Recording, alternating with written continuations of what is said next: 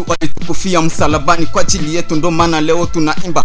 Vijana wenzangu, njoni tupige injili, maana Yesu alishakufa tayari. Acheni mambo ya dunia, kuja kwa Yesu tukapige injili, tukahubiri neno lake. Maana katika dunia hii mna mambo mengi naona yananishangaza, ndo maana leo naimba. Sababu niko ndani ya Yesu. Yesu ananijua nami namjua Yesu wangu, na imani ya kwamba Yesu ipo siku nami atanipeleka mbele. Najua wengi wananicheka leo sababu hawatanijua, ila wakinitazama vizuri watakuta Yesu wako ndani yangu. Ndio maana leo naimba, sio kama nafahamu muzaa, sifanyi muzaa.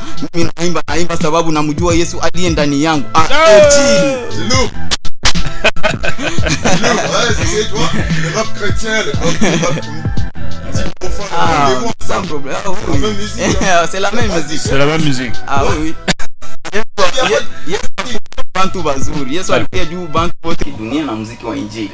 Sababu Yesu alikuja hapa chini ya jua ili sisi wote tuungane, na ndio maana tunaunezi imba. Ila sasa ni kuangalia sije ni utaimbia. Yaani kimbia mapenzi pale tutakukwepa, lakini tukienda mwingine sije ya kushauri ya mapendo, mashauri jirani ya vile tutaimba. Hivi anaimba wasema watu wanaiba franga wanaenga nje, kama tunapenda kuwa sensibiliser pour que bajenge mwingine. Ya ndio hivyo tutaimba, parce que ukikuta shi wengine tunaimba kasuva kama sije tunapenda ni ya kuhusu inchi. Hata tunafahamu muziki wa gospel, mais tutaimba tu, hakuna mambo collaboration yenye kalaka tu. Inakuwa tu. Voilà.